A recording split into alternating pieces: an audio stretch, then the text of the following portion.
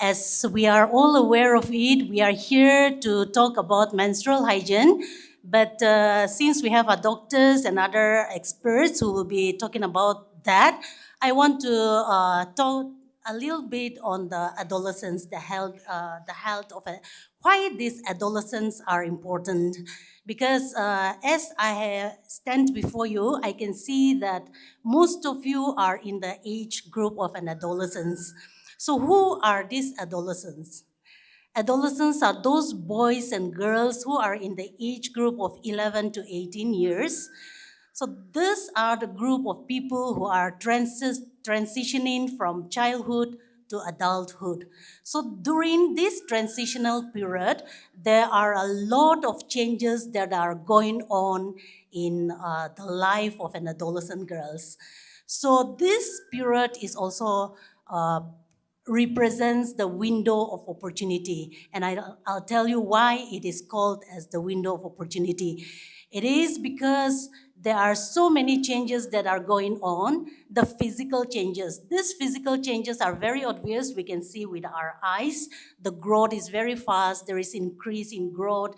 And therefore, menstruation is one of that expression that we are going to talk today. There is, besides the physical changes that are going on, there are emotional changes going on, the mood swings will happen. Even this expression of emotional changes are very high, whether it is positive or negative. There is hormonal changes going on. So we see sexual maturities happening, the developmental of secondary sex characters. Then we also see the cognitive changes happening.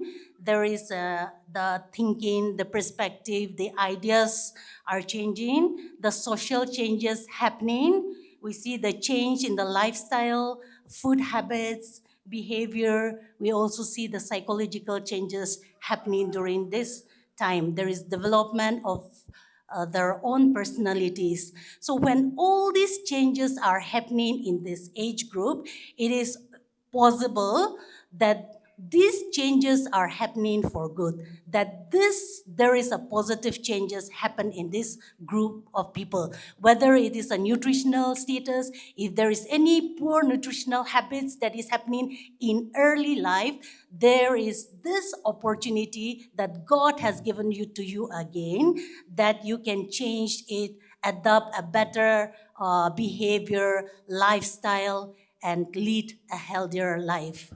Now, when these changes are happening, it is also there is also an increased need of energy and nutrients. So it is also very important that we keep ourselves healthy by eating right.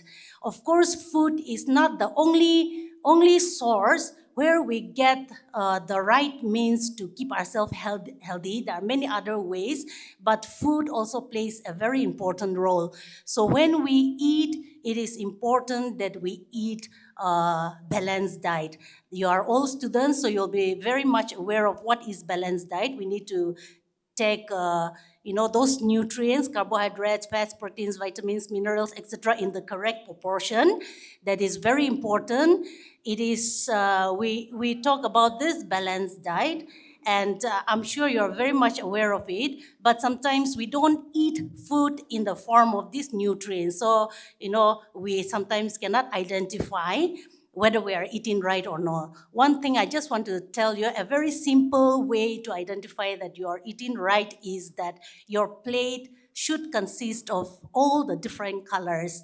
Green should be there, meaning vegetables should be there. Yellow, red, all those sorts of, colors in your plate. Then you can, safely assume that you are eating right. And if we are not, eating right, then there is a possibility of being malnourished. And when we are malnourished, what happens? Then we are prone to different diseases, isn't it? We don't want to get sick. None of us, we are interested in sickness, isn't it? We don't want to get sick. But if we eat right, then our body will be able to fight against those infections. Then there will be proper growth, whether it is physical, whether it is mental, and also you will look beautiful. Your weight also will be controlled because this is the age that is conscious about their body weight. One point on the menstrual care. These days, we relied so much on the sanitary pads that are that are available in the shop, and we don't even question what is that sanitary pads made out of it, and we just buy it for the sake of convenience, use and throw, which are very convenient. But it is also very important that we have to know what is the content or what is that sanitary pads made out of it. Because as a result, what happens when we use, we feel discomfort, there is itchiness, dryness, rashes, besides the hormonal imbalances and reproductive health difficulties that comes along with it. And many a times we women, we consider this discomfort, these pains as normal. But I want to think that these are not normal, it can be prevented, and therefore it is very important. And these things also happen because we don't have open conversation on a topic like this. So for, in your age, having the opportunity to come and listen to the right source of information, I think this is very important. And it is the right of every girl, child to know the right information to have a healthy menstruation period. I want to also tell you why these kind of topics are conducted here is because with the onset of menstruation, many of our girls are, drop out from the school. And even like many of us miss the classes, even for those who are going to school, miss classes for 3 to 4 days in a month, so which is a big loss to us. And therefore, it is very important that we know how to, we have the right knowledge and know how to take care of ourselves, keep ourselves healthy. And also, I also want to say that in a single woman's lifetime, I I heard that the kind of waste that we generated through the pets that we use equals to two truckloads. So which is so much, we can just imagine the amount of truckloads that we are generating through the waste that we use. And therefore, it is also important that we know how to dispose of and also, maybe a little inconvenience, but make use of the reusable pads that we are going to share today. And I want to encourage young girls, let us be wise, make the most use of the information, the knowledge that we get from programs like this and also from the schools, from our teachers, and be responsible in taking care of our health, prioritize our health, and also for our children. Society, the awareness session on menstrual hygiene and distribution of reusable sanitary napkins. Many a times, this is a topic of, it's very a taboo, a stigma. Sometimes we say that it's very difficult to speak actually, because and it is not confined only to the women folk. It is confined even to the men folk, where sometimes it is very difficult to voice out, and sometimes it's very difficult to speak out also. And the one who is experiencing it and the one who is not experiencing it, all of all of us, we need to be sensitized. And this is one very important program that NHIDCL is doing. And so I would also like to take this opportunity to encourage NHIDCL once again to do more on such a program. And Doctors for You being here with the government of Nagaland will be facilitating all these programs, and you can think about more such programs, not only sensitizing the school students, but we have to really sensitize even the parents also. You have to sensitize the church workers, different verticals. The church as a platform where it has to be sensitized. The more mass participation has to be there. More men folk also needs to be sensitized on this topic, because uh, uh, many a times when the female counterparts faces this problem, the men folks, we usually shy away from it and saying that it's not our problem, it's none of our business to interfere.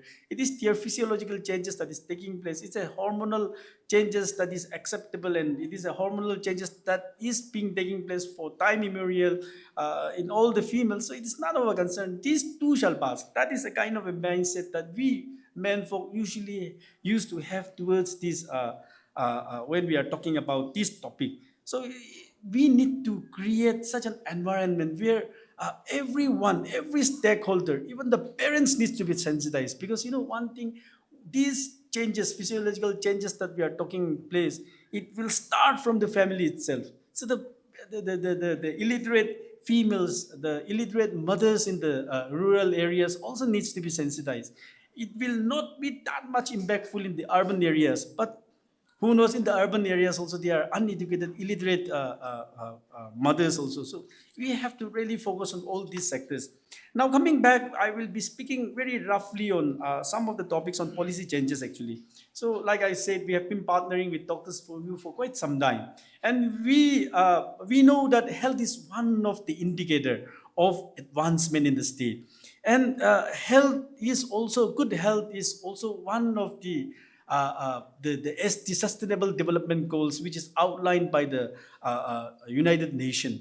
And so, when we are talking about health, we really are very serious actually. And we in IDAN, we thought that we will give due importance to health and the activities related to health sector. And that is how, for the first time in the state, in partnership with Doctors for You and the funding agencies. When we are talking about funding agency, we have funding agencies, we have implementing partners with us, we have implementing agency with us. So we have a database on how many functional NGOs are actively being identified in various districts. We have also have how many implementing partners that is actually supporting us outside the state. So that is how in health sector also we have partnered with different funding agencies for the first time after statehood. Like Doctors for You just a few moment back has said, we have set up the first histopathology lab in the state in NHAK. First histopathology, it is when I say the first histopathology lab, sometimes it is sometimes it becomes very very clear, because after statehood, since statehood more than 60 years, and why we didn't have a state to art histopathology lab. And from IDAN we thought that we need to have such a facility in our state. And we are setting up with Doctors for You, we are setting up another histopathology lab in Magokching district. We are also coming up with different health related programs with Doctors for You and different other partners. We are giving critical cap filling equipments in different district hospitals, because most of the time the rural people, they used to come to the urban settings for treatment, and the one who is in the in Kohima and Dimapur, our twin city, in the urban setting, they used to go outside the state to Guwahati or nearby Kolkata. The people of Kolkata and Guwahati will move to Delhi or Mumbai or Bangalore. Those who are there in Delhi, Mumbai, or Bangalore will move outside the country. So that is a trend that is happening. So we thought that we should also give basic medical equipments to all the districts in the state. And that is how we are implementing different programs. We have given critical cap filling equipments, the basic equipments to the various district hospitals like Tuensang. Now the current program which we are doing with Doctors for You is to give basic, the critical cap filling medical equipments to the district of Zeminu, Shamador and Zenobudo, which is about to be implemented. And our target is that we will be completing this program by this month itself. So likewise, we not only focus on the critical cap filling equipments, we wanted to come up with such a facility where the medical caregivers also needs to be empowered. Because if we give medical equipments only, it is not going to serve the purpose. It has to be that equipment has to be used, and it should be used logically and reasonably so that our people are benefited. And that is how we thought that sensitization program with different stakeholders also needs to be done. And that is how for the nursing fraternity also, for Kohima and Mogokchung, the lab equipments was upgraded, and some other in Mogokchung it is also in the pipeline to upgraded. And there are lots of other programs, like if we just check on all our CSR programs are centric. Most of our 50% of our CSR program are centric around health, because we thought that health as one of the outline of the sustainable development goals, if we are not improving on our health sector, then we won't catch up. We won't be able to catch up with the theme on sustainable goals. That is what we are trying to do, and we try to build up a system where things move. Girls who lack access to proper menstrual hygiene facilities and products, which can lead to health problems, school absenteeism, and reduced opportunities. So, before we talk about how to maintain proper menstrual hygienes, let's learn a little about what menstruation is. Okay, so menstruation sometimes we think that it is the expulsion of toxic blood or bad blood from our body, but it is actually a normal biological process. It is just the shedding of the inner lining of the uterus when blood and tissues from the uterine lining are shed and leaves the body through the vagina. So, girls typically start to menstruate during puberty or adolescence between the ages of 8 and 15 years. If you have not started menstruating by the age of 15, or if you started menstruating before the age of 8 years, then you should tell your parents about it, you should tell your teachers about it, and you should consult a doctor about it. Now, your menstruation, for a few years after you start your period, your cycles may not be regular. Girls will usually attain a regular menstrual cycle 3 years after the start of menstruation. Your cycles will change as you get older. Often, periods are heavier when you are in your teens, and it will get lighter in your 20s and 30s. So a typical menstrual cycle, it usually lasts for around 28 days, okay? So we count your menstrual cycle from the start of your period to the start of the next period. It should last for around 28 days, but it may also vary from 21 to 35 days. So if your periods are happening very frequently within less than 21 days, or if it's coming after 1.5 months or 2 months like that, then you may have some medical problems, some hormonal problems. You should consult your doctors about it. In order to get regular period to maintain a healthy, you should maintain a healthy lifestyle. Like as our madam told us about it, we should have a healthy diet, exercise regularly, have a healthy lifestyle. Sometimes when we are underweight or overweight, your periods may become irregular. And sometimes even lack of exercise can result in irregular periods. Now, the average woman loses about 2 to 3 tablespoons of blood during her period. That is around 5 to 80 ml per period. So what is normal for you may not be normal for someone else. And your period, the amount of blood that you shed during your period, it will also change as you get older. So menstruation will continue until you are in your late 40s and mid 50s. That is when, until you reach menopause, menstruation is supposed to continue. Now, there are many types of products you can choose from, including sanitary pads, tampons, menstrual cups, and period underwear. The product that is most easily available to us is the sanitary pads. So, in order to stay comfortable and clean during your period, there are some practices that we should follow. So, number one, you should change your sanitary pads every 4 to 6 hours. Even if your period flow is very light, you should make it a point to change it every 4 to 6 hours. You can change them more frequently if your period is heavy. Now, this is important to prevent odor, irritation, and potential infections. Trapped moisture prevents a breeding ground for bacteria and fungus. So, wearing a pad for a very long time without changing can lead to rashes and infections. Another important practice to follow is to wash your hands thoroughly with soap and water before and after changing pads or tampons. Another thing is to take bath daily during your period. You should wash the genital area regularly with mild soap and water, and ensure that you are using unscented products. So while washing your genital area, make sure to wipe from front to back of your body to prevent infection.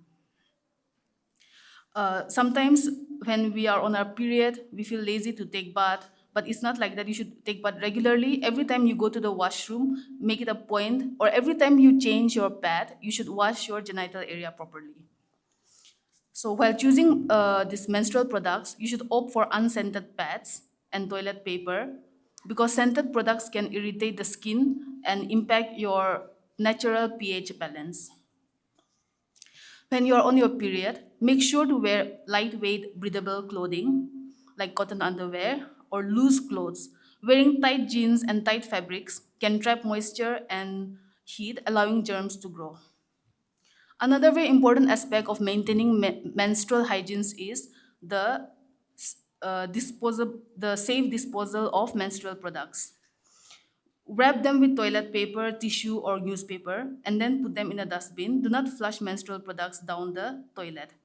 Now, the sanitary pads that they are handing out today, it's a reusable sanitary pad. Even though it's reusable, you can use them for up to 2 years. You should change them every 4 to 6 hours. It can be washed. So after washing, while drying them, you should make sure that these pads are dried in direct sunlight in an open area, not in a damp, dark area. Otherwise, even if it gets dried, if you dry them in a damp area, there's a tendency for fungus and bacteria to grow. Now, when you are on your period, you should drink enough water and liquid. This will flush out your urinary tract and help prevent infections like yeast infections. Another important point to know is we should track and monitor your period. Your menstrual cycle is a valuable marker of your overall health.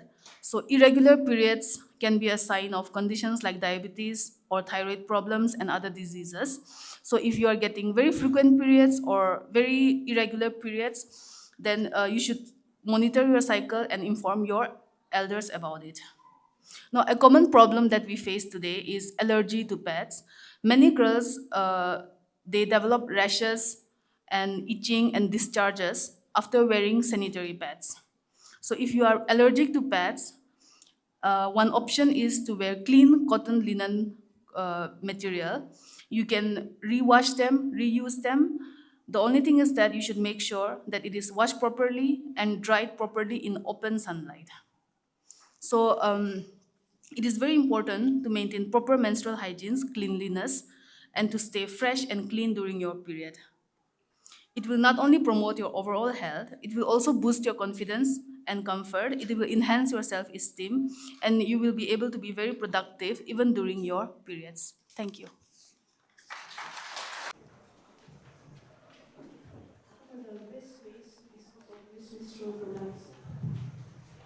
To dispose of your used menstrual product is to wrap them in a paper or a tissue paper or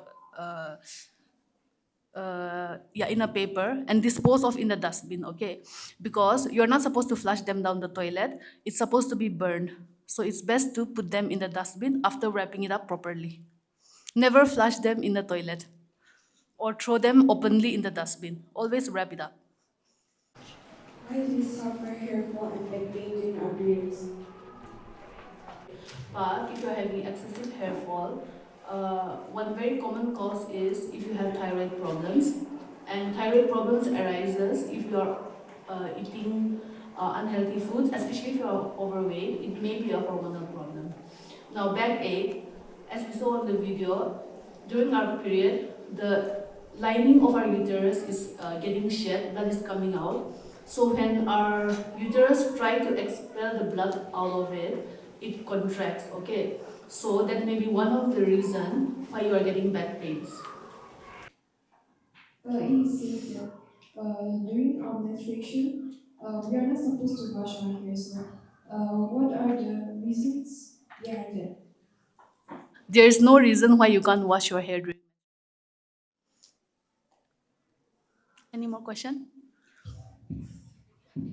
Hygiene products say What products? human hygiene.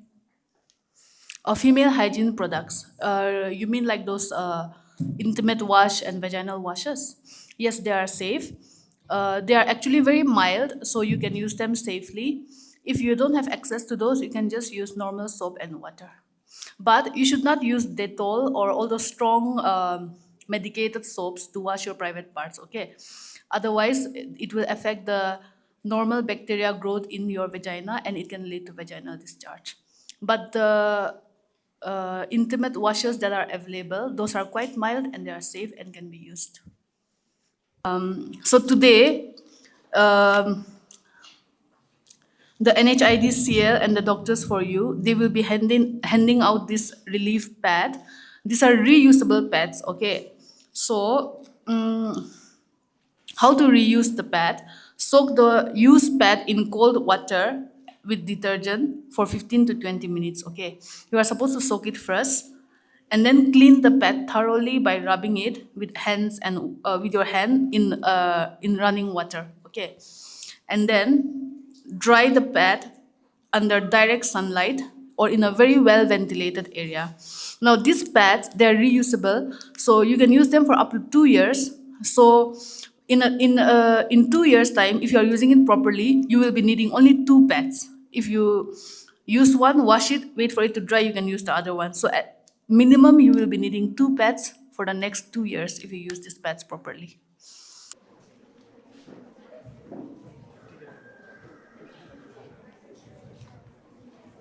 As we're distributing, everyone can give them a round of applause.